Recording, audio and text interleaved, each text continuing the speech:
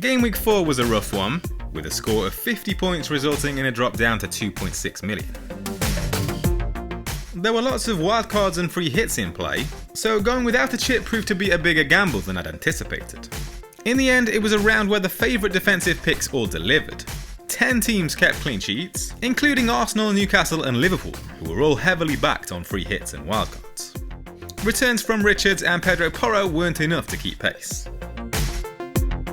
Salah once again delivered at the death, converting a last-minute penalty to finally break 10-man Burnley's resistance. That was the Egyptians' only attempt of the match, while Florian Wirtz racked up 3 shots and 4 key passes, but still awaits his first return. It was a familiar story up front, where João Pedro found the only return. His knockdown was swept home by Cole Palmer as Chelsea fought back from a goal down. Watkins failed to take a single shot as Villa's goalless streak extended, and Bowen was twice denied by Vicario in a resounding 3-0 Spurs win after Thomas Souček's red card. So let's look ahead to the transfer plans for Game Week 5. With 2 free transfers available, Fantasy Football Hub's AI recommends selling Wirtz and Pedro Porro to Semenyo and Cucurella. The second move seems more of a luxury, but Semenyo is certainly tempting, and will no doubt be a very popular move this week. He leads midfielders with 6 big chances this season, while only Brian Mbeumo can match his 12 shots.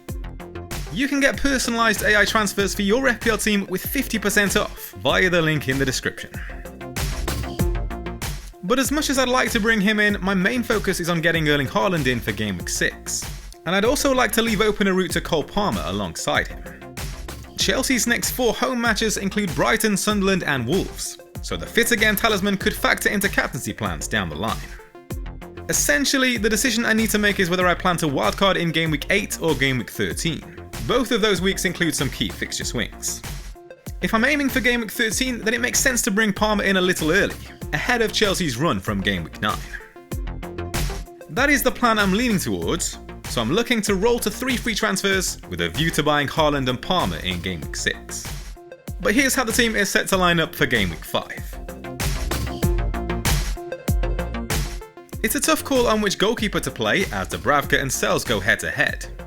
Forest could be without Murillo as well as Ola Aina, and there are enough question marks over Ange Postecoglou's style and tactics to make me consider playing at least one of my Burnley assets this week, to split the risk.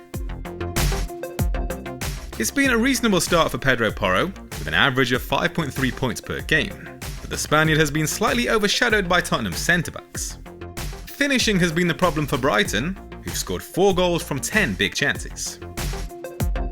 Crystal Palace are one of 4 teams to have kept 3 clean sheets so far, alongside Spurs, Arsenal and Newcastle. They face a struggling West Ham side that have fashioned just 5 big chances, with only Burnley, Villa and Wolves faring worse.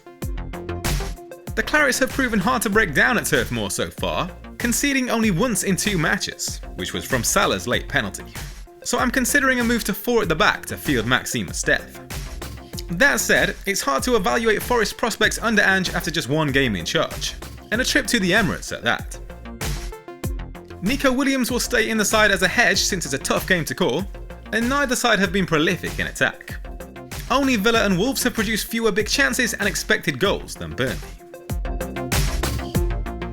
Bruno Fernandes really ought to have had an assist against Man City, after he picked out Casemiro, who somehow fired wide of an open goal.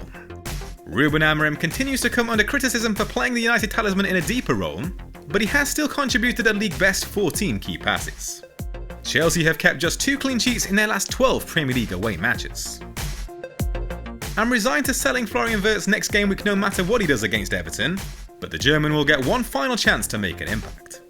He's fashioned a joint leading 8 key passes among teammates, on par with Gakpo, and trails only Ekitike for non-penalty expected goals. This could be Jarrod Bowen's last game for me, before a move for Haaland next game week. Even with West Ham struggling to create chances, he's taken the 3rd most shots among forwards, behind Evan Nilsson and Haaland. But it won't be easy to breach Crystal Palace's defence, only Liverpool have faced fewer shots on target. Victor Gyökeres remains on my radar, but I'm okay with holding Ollie Watkins a little while longer, with Man City and Newcastle up next for Arsenal.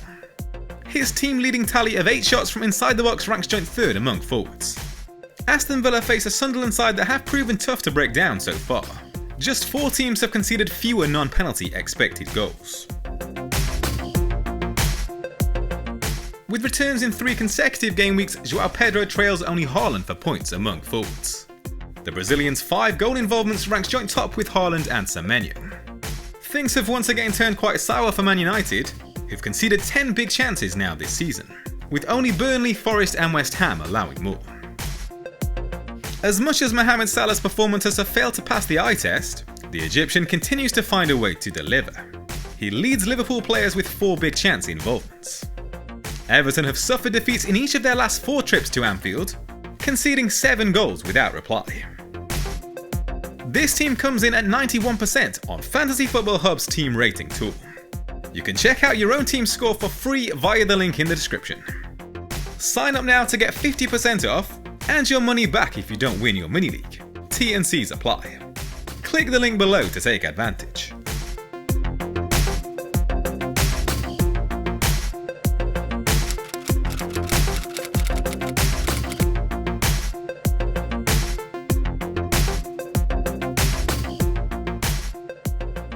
All the data included in this video is available on the Hub Opta Stats tool.